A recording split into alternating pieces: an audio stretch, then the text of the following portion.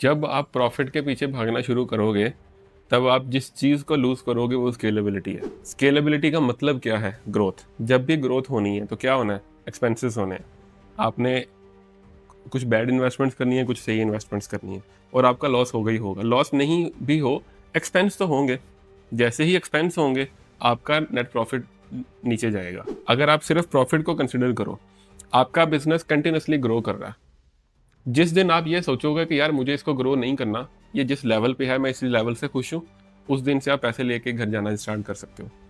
But अगर आप यही फोकस करोगे कि मैंने बिजनेस को ग्रो करना है, ग्रो करने का मतलब ये होता है कि आप मेजोरिटी ऑफ द इनकम वापस री इन्वेस्ट कर रहे हैं बिजनेस के अंदर।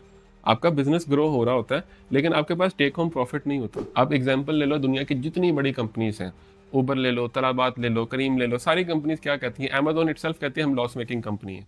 क्या वो टेक्निकली लॉस मेकिंग कंपनी है? नहीं।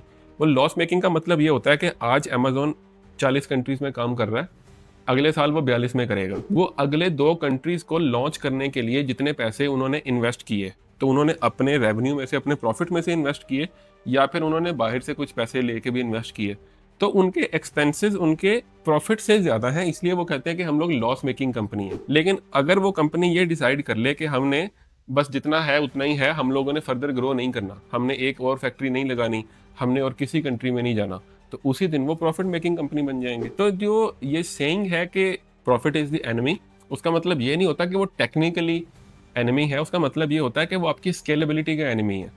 जब आप स्केलेबिलिटी की बात करते हैं तो हाँ, आप बुक्स के अंदर प्रॉफिट नहीं शो करवाते, आपके पास कैश फ्लो हेल्दी होता है और आपको इंटरनली पता होता है कि yes you are a profit making company, और बस आप उसको उसके पीछे नहीं जा रहे होते।